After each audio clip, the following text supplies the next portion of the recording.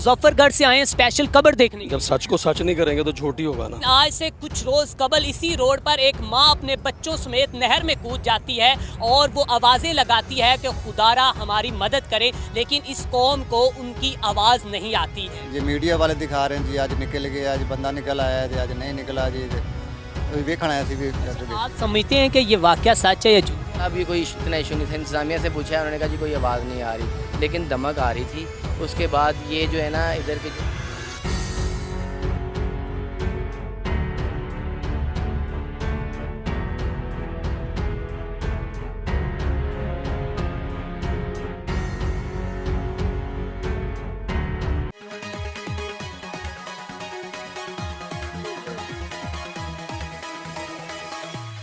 अस्सलाम वालेकुम नाजरीन, मैं हूं आपका मेज़बान मियां अरसलान और आप देख रहे हैं SPN न्यूज़।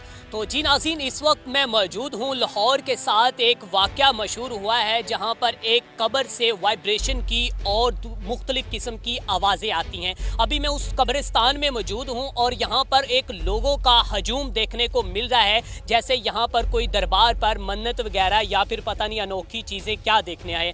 नाज़रीन, सवाल ये है कि हमारी पाकिस्तानी कौम का अलमिया कुछ यूँ है कि आज से चंद रोज़ कबल एक बाप जो कि ये कहते कहते मर गया कि हमारे घर का कर्ज है और मैं अपने घर का किराया अदा नहीं कर सकता। नाज़रीन, हमारे मुल्क का ये अलमिया है कि इन इंसानों को उनकी आवाज़ नहीं पहुंची। नाज़रीन, आज से कुछ रोज़ कबल इसी रोड पर एक माँ अपने बच्चों समेत नहर में कूद जाती है और वो आवाज़ें लगाती है कि खुदारा हमारी मदद करे, लेकिन इस कौम को उनकी आवाज़ नहीं आती। दरख्तों पर अल्लाह लिखा नज़र आ जाता है या आसमानों पर इनको मोहम्मद लिखा नज़र आता है या फिर इनको जो कि सेब वगैरह फलों पर हर चीज़ नज़र आ जाती है, लेकिन साथ में हमसाया भूख से मर रहा होता है। इस कौम को वो कुछ भी नज़र नहीं आता। नाज़रीन, इस वक्त मैं चूँ कि उस कब्रिस्तान में मौजूद हूँ जिसमें मुख्तलिफ किस्म की कहा जाता है कि आवाज़ें आती हैं, और जब ये कहकर शबीर शबीर नाम पुकारा जाता है तो उस वक्त कहा जाता है जी सुने वाइब्रेशन आ रही है। मेरे साथ अफराद मौजूद हैं, इनसे बात करते हैं, पूछते हैं कि इससे पीछे कितनी सदाकत है और क्या लॉजिक है, क्या सच में इसमें आवाज़ें आ रही हैं या नहीं आ रही हैं, और ये अपना तजिया किस तरह बयान करते हैं। अस्सलाम वालेकुम सर, क्या नाम है आपका? नवीद मलिक। अच्छा नवीद मलिक साहब, ये बताएं कि आप भी काफ़ी देर से इधर खड़े हैं, आपको कुछ आवाज़ें सुनाई दी हैं? यार, सबसे पहले तो मैं मुजफ्फरगढ़ से आया हूँ। ठीक है सर। तकरीबन 420 किलोमीटर बनता है। अच्छा, स्पेशल ये कब्र देखने के लिए आया हूँ। मुजफ्फरगढ़ से आए हैं स्पेशल कब्र देखने। जब सच को सच नहीं करेंगे तो झूठ ही होगा ना। अच्छा, ये मोबाइल आपके पास है, इस पर एक वीडियो बनती है, सोशल मीडिया पे अपलोड होती है। जब आप उसको अपलोड करते हैं, आपको जब तक वहाँ मौके पे नहीं पहुँचेंगे जैसे आप आए हैं, तो जब तक आप आएंगे नहीं तो आपको सच का सामना नहीं होगा। सही बात है सर, पहली बात तो ये है। एक तो चीज़ ये क्लियर है, मुजफ्फरगढ़ से आया हूँ स्पेशल इसी चीज़ के लिए। एक बात। दूसरी बात ये है, जब आप कहते हैं कि इसको हम करते हैं, वाइब्रेशन होती है, हम इसको कोई चोट लगाते हैं, वाइब्रेशन होती है, उस वाइब्रेशन की से आवाज़ आती है। अगर जो ऐसे होता 1400 साल पहले नबी गुजरे, औलिया गुजरे, इमाम हुसैन की लड़ी गुजरी, अगर ऐसे होता तो करबला मुअल्ला में भी तो आवाज़ आनी चाहिए थी। मेरी बात पे किसी को गुस्सा नहीं लगना चाहिए। इस्लामी तज्जिया है, मैं आलिम नहीं हूँ लेकिन मुसलमान ज़रूर हूँ, कलमा नबी का पढ़ता हूँ अल्हम्दुलिल्लाह। अगर जो ऐसी चीज़ है तो वहाँ पे क्यों नहीं आवाज़ आती, काबे में क्यों नहीं आवाज़ आती? एक दूसरी बात ये है, नौज़बिल्लाह, मैं इसको उनके साथ नहीं मुंसलिक कर रहा। चीज़ ये है, जब दो चीज़ें होती हैं, कब्रें बनती हैं हमारे यहाँ, हमारे मुल्क में पक्की जगह पे भी होती है। कोई लोग वो ऐसे खोद के ना मैयत को दफना के ऊपर से वो घड़े पहले दौर में थे वो डाल देते थे। फिर इसके ऊपर एक बनती है आर्च टाइप, कच्ची ईंटों की आर्च बनती है। जब आप आर्च बनाएंगे उसके ऊपर कितनी 3 फुट मिट्टी होगी, इससे ज़्यादा तो नहीं होगी। ज़मीन 6 फुट के अंदर आप मुर्दे को दफनाते हैं, 3 फुट की आर्च बनती है, 3 फुट ऊपर है। जब आप उसको किसी भी चीज़ से धड़कन के तौर पे आप उसको लगाते हैं, मारते हैं, चोट लगाते हैं, तो उसकी वाइब्रेशन आती है, ऑटोमेटिकली चीज़ है। जब वो वाइब्रेशन होगी तो अब वो आवाज़ के साथ आप कंसेप्ट नहीं कर सकते, वाइब्रेशन ही होती है। हाँ, या तो वो आवाज़ आए, पूरा कब्रिस्तान सुने, पूरी मीडिया सुने, पूरे लोग यहाँ के खड़े, एक कब्र की आवाज़ आती है, एक बंदा कान लगा के सुनता है, बाकी साहब खड़े हैं, वो कहते हैं हाँ जी आइए, नहीं आए जी, तो की होया, कुछ भी नहीं हुआ। तो ये चीज़ें मेरे ख्याल में हमारे मुल्क में, हमारे इस्लाम में ये चीज़ें इजाज़त नहीं देती। हम गैर मुअल्लाह को अपने लिए और कुछ ना करें तो हमें कहें जी ये गैर मुअल्ला हमारे लिए ये फ़ायदेमंद होगा। नौज़ बिल्ला मैं ये चीज़ नहीं कहूँगा कि सर, आप मुजफ्फरगढ़ से आए हैं, मुजफ्फरगढ़ से आप आए हैं इतना, जो कि 400 किलोमीटर आपने सफ़र किया है। तो सर ये बताएं कि आपने यहाँ पर आकर क्या नोट किया, अभी आपका मुशाहिदा क्या है? कुछ भी नहीं है, ज़ीरो है। क्या समझते हैं कि ये पाकिस्तानी कौम जो कि एक इनकी अफवाहें फैलाना इनकी आदत बन चुकी है? यार मैं सीधी सी बात करूँगा, हमें इस बात को पतंगड़ ना बनाए, कोई ना मीडिया ना कोई चीज़ें। आप कहीं भी चले जाओ, एक किसी को भी दफना दो, दफना के फिर उसके ऊपर आप 4 पिलर खड़े करके उसकी मज़ार बना दो, गला रख दो, कहो जी ये पीर साहब हैं, तो आप लोग मानेंगे पीर साहब हैं। सवाल करना चाहता हूँ जनाब कि आपने मुझे कहा, आपने ये बात कहा कि हम ऊपर उसके आर्च बनाते हैं, ठीक है, मैं मान लेता हूँ आपकी बात से मुतफिक हूँ, ठीक है, मैं आपकी बात मैंने बात करनी नहीं थी, आपकी बात सुन के कर रहा हूँ। बाकी खबरें भी हैं, मैंने भी देखा है, मुझे भी नहीं अभी आई। आपका ताल्लुक? मेरा कि ताल्लुक इधर से ही है, ठीक है। आप इनके रिलेटिव? नहीं, मैं भी रिलेटिव नहीं हूँ, लेकिन जब मैंने देखा है मुझे भी अभी नहीं आई। लेकिन इन लोगों का कहना कि आ रही है, मैं भी देखने आया हूँ, मुझे भी अभी नहीं आई।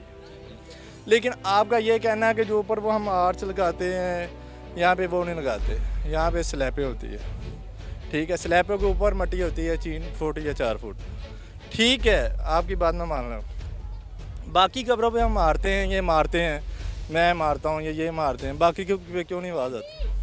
ठीक है सर, आप यहाँ के रहने वाले, आप ये समझते हैं कि ये खबर झूठ फैलाई गई है या इसके पीछे एक पतंगड़ बनाया गया है बात का? क्या आप इन अफवाहों की तरदीद करते हैं?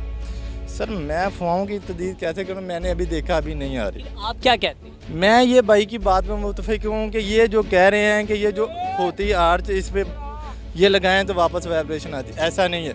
बाकी कब्रिस्तान। अच्छा अंकल जी, क्या हाल है आपका? ठीक ठाक। क्या नाम है आपका? इमाम बख्श। अच्छा इमाम बख्श साहब, ये बताएं कि आपका ताल्लुक कहाँ से? मैं इधर के रहने वाला हूँ, चौंग से। आप अब कितनी देर से इधर मौजूद हैं? मैं अभी आया हूँ, 3-4 दिन से ये मोबाइलों पे देख देख के ना, ये मीडिया वाले दिखा रहे हैं जी आज निकल गया, आज बंदा निकल आया है, आज नहीं निकला जी, वेखण आया सी भी जाके आप समझते हैं कि ये वाकया सच है या झूठ है? नहीं, ये झूठ ही हो सकता है। हाँ बिल्कुल। और ये अफवाहें जो कि यहाँ से फर्स्ट टाइम किसने फैलाई हैं और इसके अहले खाना का क्या? मोबाइल दे वेखे ने, ये तो मीडिया वाले ने भेजी ने सारे। हाँ जो होते हैं उन्होंने अफवाहें फैलाई हैं ये नशे वगैरह? जी, हम 8वें मुहर्रम को इधर कब्रिस्तान में आए हैं, उधर तब ये कोई इतना इशू नहीं था। इंतज़ामिया से पूछा, उन्होंने कहा जी कोई आवाज़ नहीं आ रही, लेकिन दमक आ रही थी। उसके बाद ये जो है ना इधर के जो होते हैं नशाई वगैरह, उन्होंने कोई अफवाहें फैलाई हैं, तो वो कह रहे हैं जी नीचे से आवाज़ें आ रही हैं, वो दब्बे लगाते हैं शबीर नामी वा। तो ऐसा तो हो नहीं सकता, क्योंकि वो एक बंदा कब्र के नीचे, मट्टी के नीचे है, वो कैसे आवाज़ दे सकता है मुर्दा? अच्छा, इनके लवाहिकीन का क्या कहना है? इनके लवाहिकीन का तो यही कहना है कि इनके जो भाई है ना, कब्र शबीर नामी भाई है, उसका भाई गूंगा है। उसने जब वो कब्र पे फातिहा खानी करने आया 9वें मुहर्रम, तो उसने वो जो है ना एक जैसे बोसा देते हैं, वो बोसा दिया है, तो उसको ना दमक सी आई है। उसने घर जाके बताया है, तो तब वो उनके लवाहिकीन नज़र आए हैं, तो उन्होंने दमक सुनी है। दमक आ रही थी पहले, हमने ख़ुद ये चेक किए 9वें मुहर्रम को, लेकिन उसके बाद मैं आज इधर आया हूँ। लेकिन अभी वो इस बात का तकरार कर रहे हैं कि इस कब्र को खोला जाए और इसको देखा जाए। अभी ये वाक़या कहाँ तक पहुँचा है? क्या ये मजिस्ट्रेट में गया वाक़या? जी मजिस्ट्रेट में गया वाक़या, ये अगले हफ्ते की उन्होंने सुनने में कुछ यूँ भी खबरें गर्दिश कर रही हैं कि इनके वालदैन को जो कि गिरफ़्तार कर लिया गया। गिरफ़्तार नहीं किया, नज़रें बंद किया हुआ है, जैसे वो इधर नहीं आ सकते जी। ये लेकिन ये काम करता है, जो सरिया बांधते हैं उनका जाल का काम करता है ये भाई। तो इसके जो है ना जो ठेकेदार है, सुनने में ये है कि उसने पैसे लेने थे, इसके भाई का बयान है। तो 7-8 लाख बहुत हुआ इसके भाई का? जी 7-8 लाख रुपया इसके ठेकेदार ने इसने लेना था ठेकेदार से। तो इसकी तो थोड़ी सी तबीयत ख़राब हुई है, ठेकेदार मेडिसिन लेने, इसको इंजेक्शन लगवाने गया इधर। डॉक्टर शराफत नामी जो है ना इधर डिस्पेंसरी है, वहाँ पे इंजेक्शन लगाया, वहाँ पे इसकी तबीयत ख़राब हो गई है, तो इसको उधर लेके गए हैं हॉस्पिटल। लेकिन इसकी तो थोड़ी सी तबीयत ख़राब हुई है, ठेकेदार मेडिसिन लेने, इसको इंजेक्शन लगवाने गया इधर।